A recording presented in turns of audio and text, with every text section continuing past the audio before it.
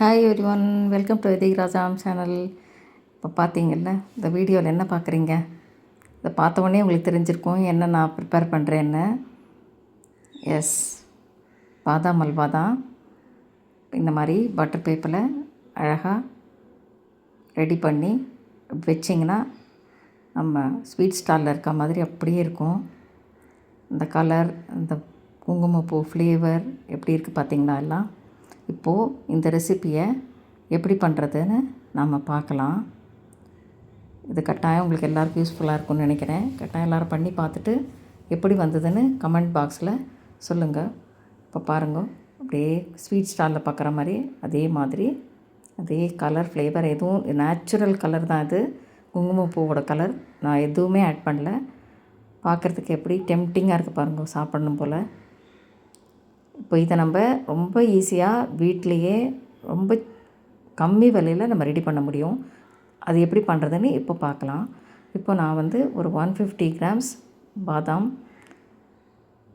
ஒரு 2 hours ஊற வச்சுருக்கேன். இதை நல்லா வெந்நீரில் ஊற வைக்கணும். இந்த மாதிரி சூடான வெந்நீரில் ஊற வச்சாக்க ஒரு 2 hours கழித்து நீங்கள் லேசாக அப்படி ப்ரெஸ் பண்ணாலே அந்த தோல் ஈஸியாக உரிக்க வந்துடும். இப்போ நான் ஃபுல் க்ரீம் மில்க் எடுத்துட்டுருக்கேன். இப்போ பாருங்கள், தோல்லாம் அந்த லைட்டாக அப்படி ப்ரெஸ் பண்ணி எடுத்து இந்த மிக்ஸி ஜாரில் போட்டேன். எல்லா தோலையும் ரிமூவ் பண்ணிவிட்டு இப்போ நம்ம இந்த ஃபுல் க்ரீம் மில்க்கு ஒரு 100 ml நான் எடுத்துக்கிறேன். 150 கிராம்ஸ் நான் பாதாமுக்கு 100 ml ஃபுல் க்ரீம் மில்க் எடுத்துட்டுருக்கேன். இந்த மாதிரி குறைன்னு ஃபஸ்ட்டு பாதாம் அரைச்சிடணும்.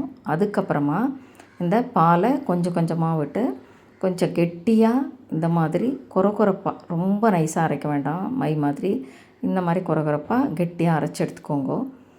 இப்போது இதுக்கு ரொம்ப முக்கியமான பொருள் நான் சொன்னேன் இல்லையா, குங்குமப்பூ ரொம்ப முக்கியம். ஏன்னு கேட்டால் அதுக்கு அதுதான் ஃப்ளேவர், கலர் ரெண்டும் கொடுக்கும். இதை போடும்போது தான் அது ஆத்தென்டிக்காக நம்ம ஸ்வீட் ஸ்டாலில் சாப்பிட்ற மாதிரி இருக்கும். இல்லைன்னா ஸ்கிப் பண்ணிக்கலாம், அதை பற்றி இல்லை. ஆனால் இது போட்டால் தான் ரொம்ப டேஸ்ட்டாக இருக்கும். நம்ம ஏலப்பொடி இந்த பாதாம் அல்வாவுக்கு போட மாட்டோம். இப்போ இந்த கிண்ணத்தில் இந்த ஒரு பிஞ்ச் சாஃப்ரன் போட்டு நான் பாலை விட்டு ஊற வச்சுருக்கேன். இப்போது ஒரு கடாய் எடுத்து அதில் 250 கிராம் சர்க்கரை போட்டிருக்கேன்.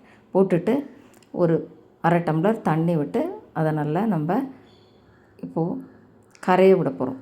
சர்க்கரை கரைஞ்சி இந்த மாதிரி லேசாக கொதித்து வந்தால் போகிறோம். பாகு பதமெல்லாம் தேவை கிடையாது, ஏன்னா நம்ம அல்வா தான் பண்ண போகிறோம். அதனால் இப்போ இந்த மாதிரி நல்லா நுரைச்சி வரணும்.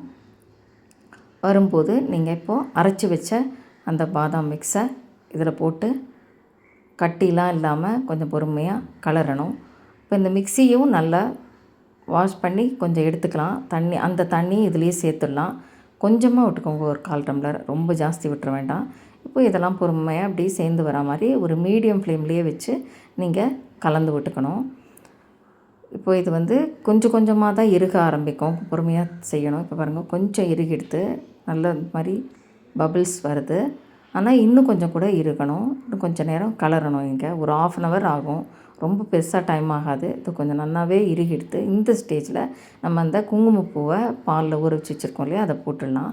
போட்டுட்டு இப்போ இதை கலரும் போதே உங்களுக்கு அந்த நேச்சுரல் கலர் வந்துடும். நீங்கள் எந்த ஆர்டிஃபிஷியல் கலரும் ஆட் பண்ணவே வேண்டாம். அதோட இல்லை, அந்த ஃப்ளேவர் ரொம்பவே நல்லாயிருக்கும். இதை போடும்போது தான் உங்களுக்கு அந்த பாதாம் அல்வாவோட வாசனை வரும். இப்போ நான் இந்த குழிக்கரண்டியால் ஒரு 3 கரண்டி நெய்யை உருக்கி இதில் சேர்த்துக்கிறேன். இப்போ நான் கொஞ்சம் கொஞ்சமாக தான் சேர்த்துருக்கேன். ஃபஸ்ட்டு ஒரு கரண்டி சேர்த்துருக்கேன். அப்புறம் நடுவில் கிளறி விட்டு அது அடிப்பிடிக்காமல் பார்த்து நீங்கள் சேர்த்துக்கணும் நெய்யை.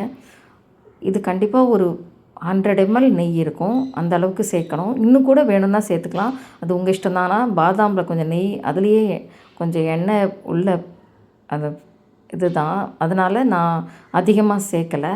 உங்களுக்கு தேவையானா சேர்த்துக்கலாம். இப்போ பாருங்கோ, மணக்க பாதாம் அல்வா ரெடி ஆகிடுது. அப்படியே எப்படி டெம்ப்டிங்காக இருக்குது பாருங்கள். அப்படியே வாசனை, நெய் வாசனை, இந்த குங்குமப்பூ வாசனை, பாதாம் பருப்பு வாசனை எல்லாம் சேர்ந்து அப்படியே நாக்கில் ஜலம் ஊறுறது. இதை சாப்பிட்ணும் போல்.